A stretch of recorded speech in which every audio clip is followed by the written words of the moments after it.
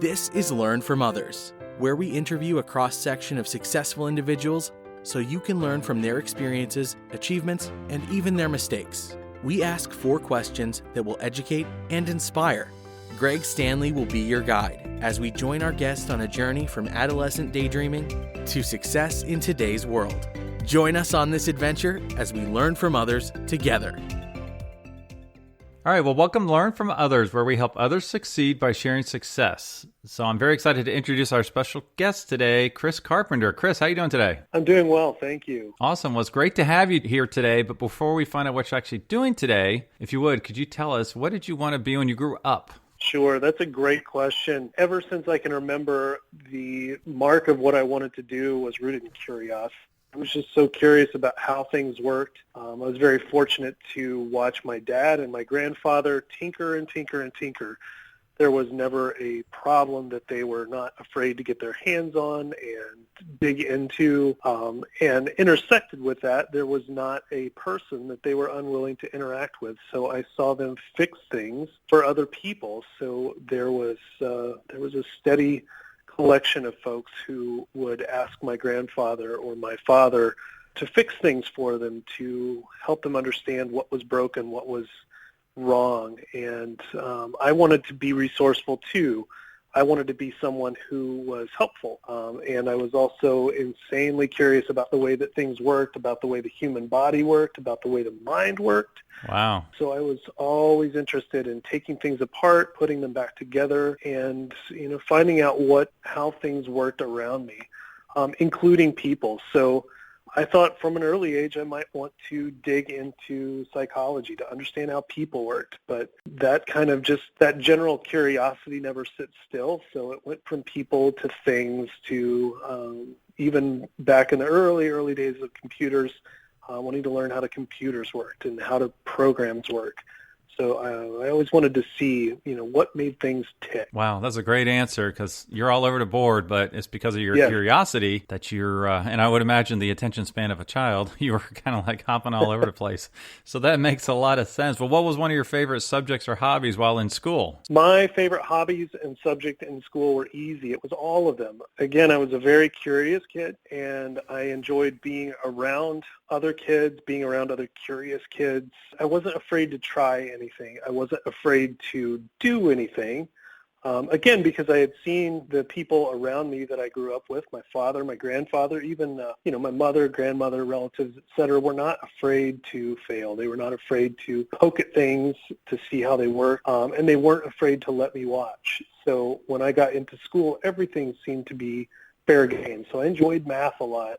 I enjoyed reading. My mom was a librarian, so reading was a natural thing. Outside of school, I enjoyed sport a lot too, because it was fun as a functional only child to be able to interact with other people and spend time with them. What was your first actual real job, one where you got a paycheck and felt like you had some responsibility? So my first job was actually kind of as a park ranger. There was a small campground that was not too far from my home. I was able to get over there.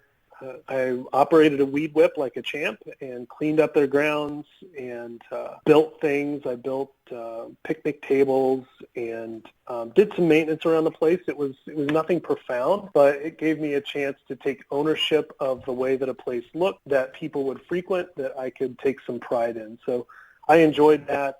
And had several similar jobs as I went through my high school career, but that was my first one.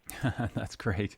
Well, if you would, tell us, what do you do today? Sure. So today I am a project manager for a life sciences company in Indianapolis, Indiana, and we are a global company. So we have a global headquarters in Indianapolis, but we also have offices from the East Coast to the West Coast to the top of the United States down to Florida. We have offices in Europe, in Asia, in India, Africa, and all points in between. And we make research instrumentation for the pharma industry and for colleges, for government research facilities who are doing research against cancer, against HIV. They're doing genomic research, etc. So I'm a project manager, and what that means is basically I help people play well together and tell good stories. So we have a requirement to do what we say and say what we do, and I help us make sure that we are organized in what we say that we're going to do and how we document that and how we share that information. So my role is specifically around collaboration, which again is helping people play well together. Most people are familiar with time, they're familiar with email, they're familiar with texting,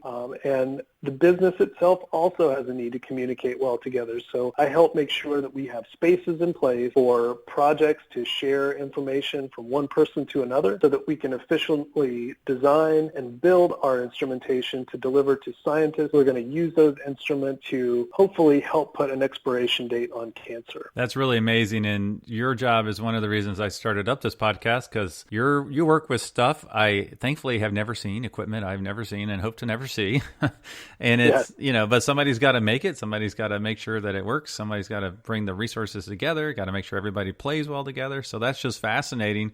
And could you take us from that time in the park, as your first job, to how did you get to this role? So, and it's a very, very squirrely line. They all are, I'm finding. Sometimes people think that I need to understand from a very early age that I'm very good at soccer, and then I need to play in all the right soccer programs until I get all the way through to college, play soccer in college, and then maybe I'm a pro. And that's a very straight line, linear approach to what do I want to be when I grow up. For me, I was so interested in so many things, some that involved working with my hands, some that involved working with digital information, some that involved working with story, and everything that involved working with people. And I just really, really had an insatiable curiosity to know more and to be around people. So long story short, the start of my pursuit of where I ultimately ended up was in elementary school. I started to do okay in elementary school, and then I started to do very well. And I actually started taking the SAT when I was in 6th grade, which opened up some opportunities to go visit some colleges and to just talk to people who were in that next stage of where I was thinking about. I saw it as very, very important when I was young to find people who were older than me, not just my parents' age, but in that middle area, and look to them to help understand what it took to pull me through. So when I was in elementary, what did it take to pull me into high school so that I could thrive there? When I was in high school, what did it look like to pull me through to college so that I could be prepared and thrive there? And not just from an academic standpoint, but from, what does it take to be a person that thrives well?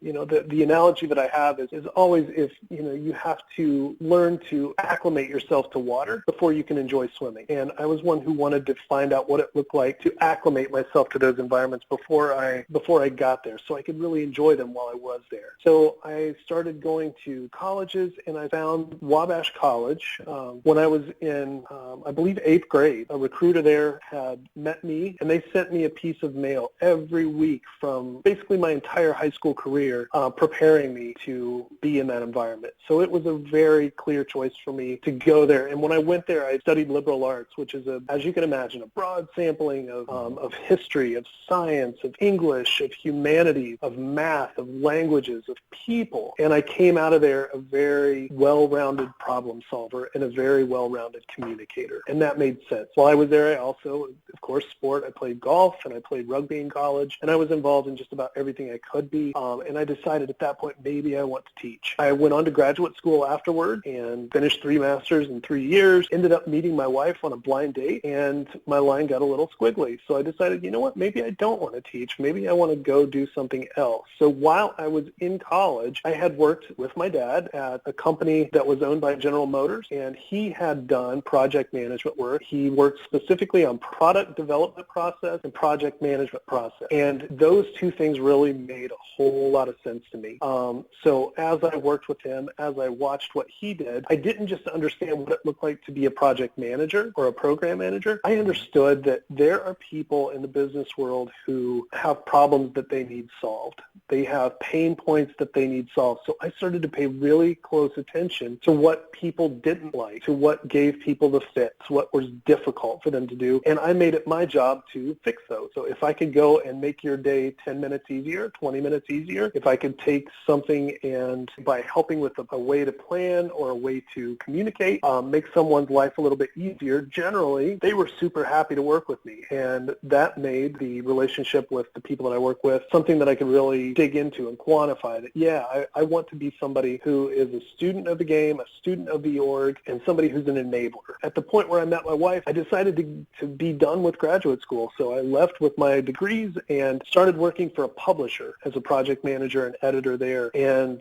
spent some time with the publisher in roles also very similar to the tier 1 and tier 2 automotive suppliers, different car builders in that same project management process role. And then I made the jump from that industry over to biotech, which is where I sit now. I spent a little bit of time with Eli Lilly, a drug company, and then moved over to Beckman Coulter, where I've been for the last 13 years. And this role has been very, very fun.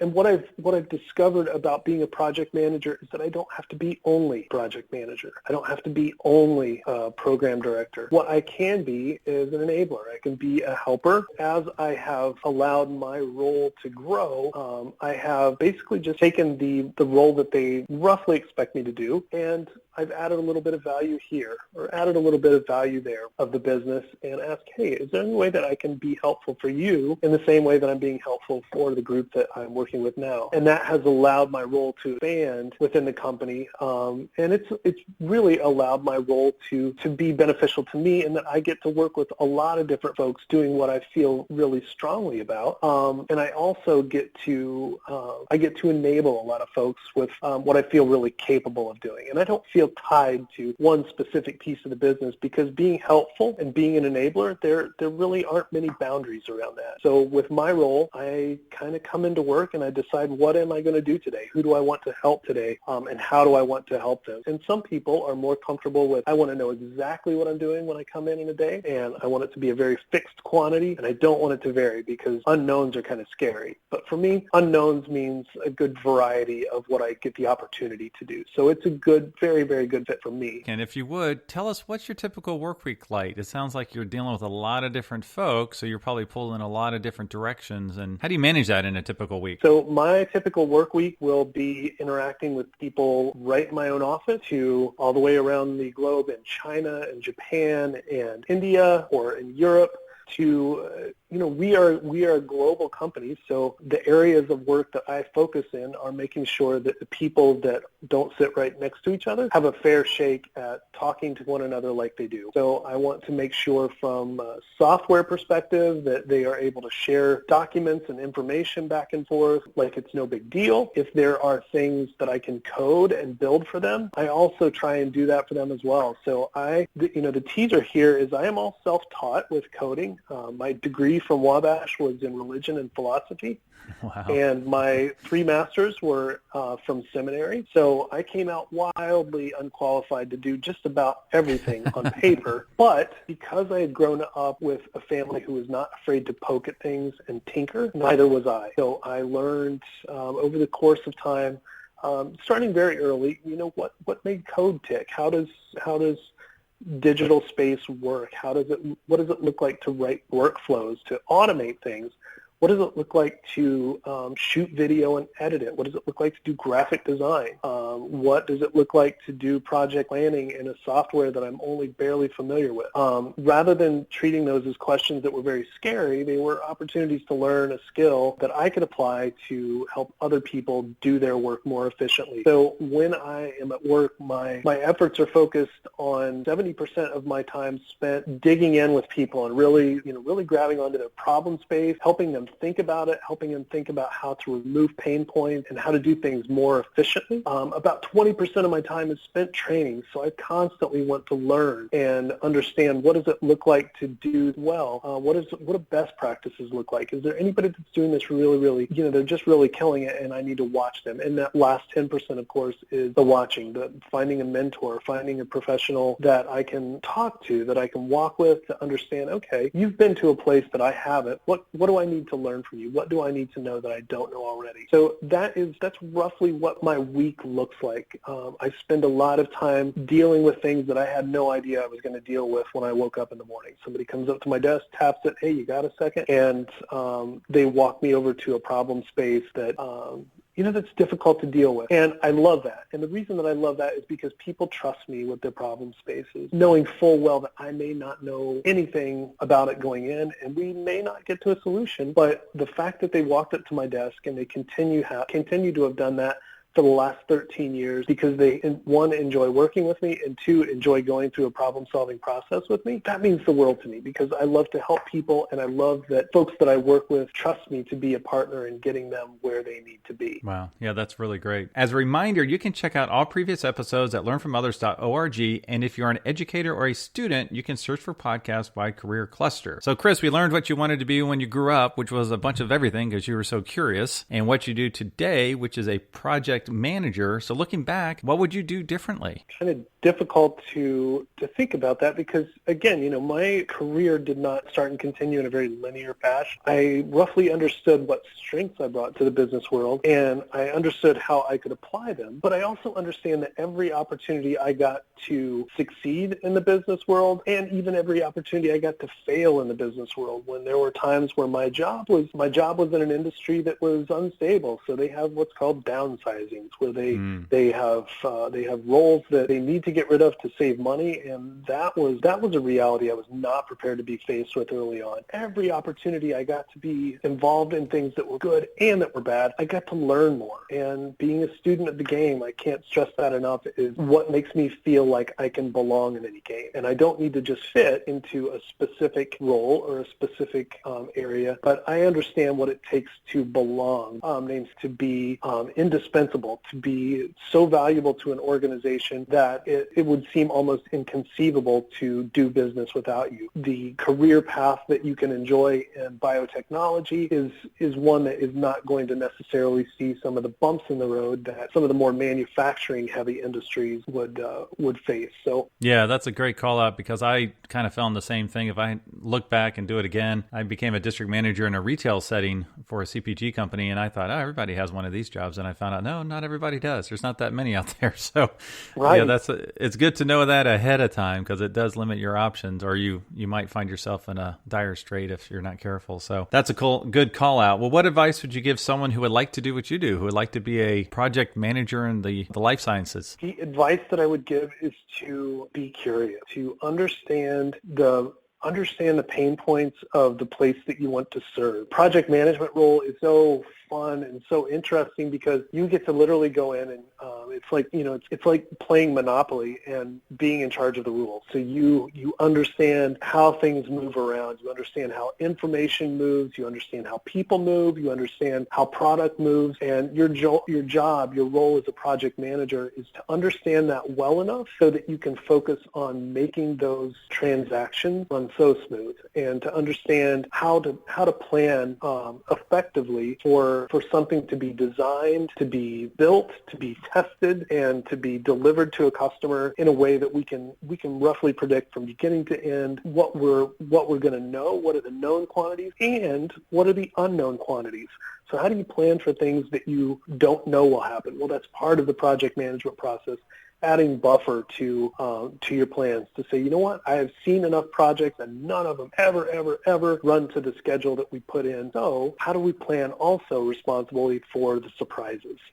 When you are a student of the game, you know that there are unexpected things that happen. So as you develop more experience with the business, as you develop more experience with people, as you develop more experience with tech, it's not the things that you know that will happen like clockwork. It's also understanding to create space for the things that you know might happen or that you don't know will happen, so that at the end of the day, you will have planned comprehensively for for the reality of the business that you live in. Yeah, that's really, really great. Well, we've alluded to it a couple times. Well, if you would, tell us what's this big project you're working on now that will impact a lot of folks around the Indianapolis, Indiana area. Yes. I also, in addition to being a project manager, am the licensee and organizer for TedX Indianapolis, the local independently licensed TED event that happens in the Indianapolis market. And I have been doing that since 2012. I started by attending my first conference, TED Active, out in California in 2012, because somebody came to my desk and said, "Hey, you're kind of all over the place and like to study things. Have you ever heard of a TED Talk?" I'm like, "No." He said, "You should watch this." So they sent me a link, and I watched a talk about data visualization. And then maybe a couple of hours later, I kind of blinked and came to my senses, and I had mowed through about 20 talks on this TED platform. And I just walked down to my boss's office, and I said, "Hey, I need Christmas, birthday, and Easter all at the same time." And he said, "What?"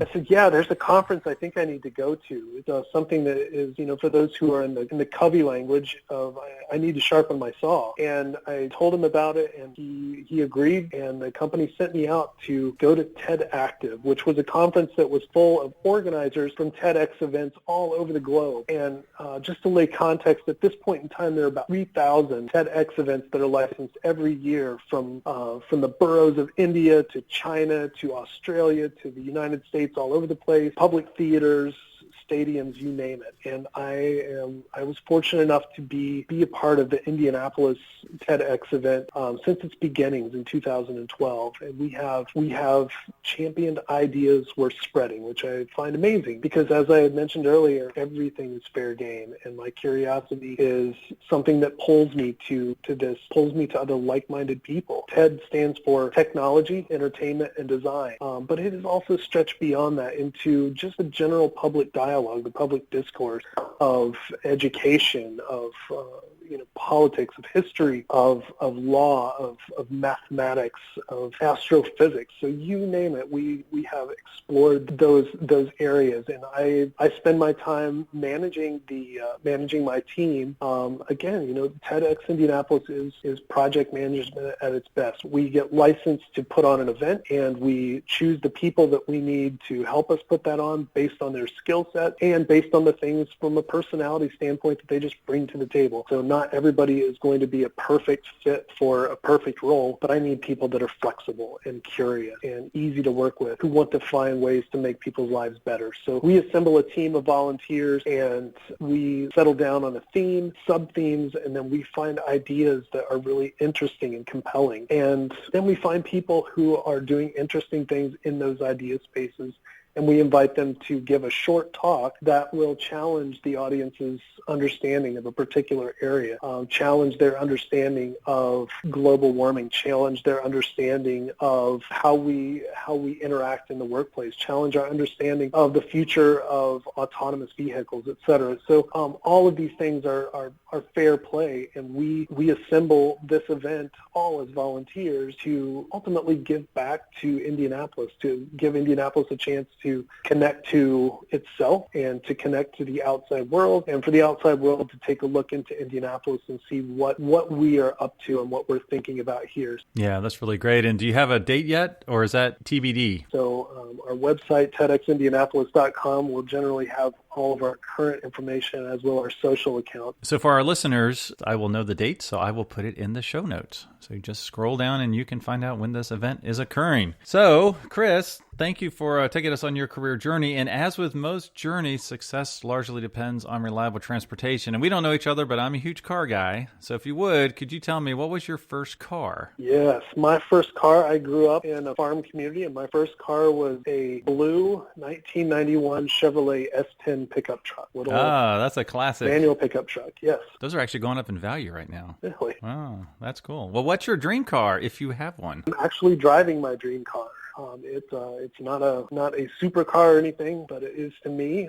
I am a Jeep guy through and through. I enjoy Jeep Wranglers because I enjoy playing with them and messing with them and taking things apart. I have a Jeep Wrangler that is my second. Everything about driving that and owning it is fun. It stokes my curiosity, and it keeps me what I feel close to my roots of a tinkerer. So my affinity towards Jeeps, I would say that they will likely always hold a spot in my heart as a dream car. That's awesome. Well, one great perk to some jobs is a company car. So if I had all the money in the world, I'd love to buy you a cool company car based on your job. Now, for your job, I went with, on your LinkedIn profile, you said something to the effect of an awesomizer. Awesomizer. Is that how did I pronounce that correctly? Yes. You help make people succeed and be awesome, right? Yes, that was given to me by the first group that I worked with at Beckman. That's the title that they affectionately gave to me, was their awesomizer. I love it. So I decided, all right, I'm going to start there. You're in Indianapolis. What's cool about Indianapolis and cars? You got the Indy 500, the most historic race in the world. And what was a car that truly was awesome at the Indy 500? And unfortunately, it's not a Jeep, but you can tinker on it. So the car I picked for you is a 1915 Stutz Bearcat. Have you ever heard of this car? Indeed, yes. Yeah, so this car, 1911, it ran the race, finished 11th, and no one had heard of that car before then, and they came out with the production model in 1912, and that's the car made good in a day with its slogan, because it basically created a car company in a day because of its success at the Indy 500. And I picked for you this particular one because in 1913, they came with an electric starter, and they had electric lights, and I picked the 1915 specifically for you because you could drive down Indianapolis Motor Speedway's museum and see this car that won in 1915. Well, thank you so much for taking us on your career journey today. What's the best way our listeners can learn more about you and either your company or TedX Indy? The best way that they can learn about me is on a platform called about.me/Carpe. So just like Carpe Diem, that is my personal site. TedXIndianapolis.com is Ted's website, the TedX Indianapolis website, and Beckman Coulter, Beckman.com is my company's website. I can be found on LinkedIn. I am an LION, a LinkedIn open networker. So if anyone would like to connect with me, I'm always more than happy to do it because I love connecting with people. So feel free to connect with me in any of those spaces, and I would love to chat. Awesome. Well, thanks so much for your time today, Chris. My pleasure. Thank you. Thank you for listening to Learn from Others, where we help others succeed by sharing success. Where will our next adventure take us? Subscribe to find out. If you know of someone who has a cool career story or occupation, contact Greg through Instagram at Greg Stanley LFO. That's GregStanley LFO. And we will see you soon as we learn from others together.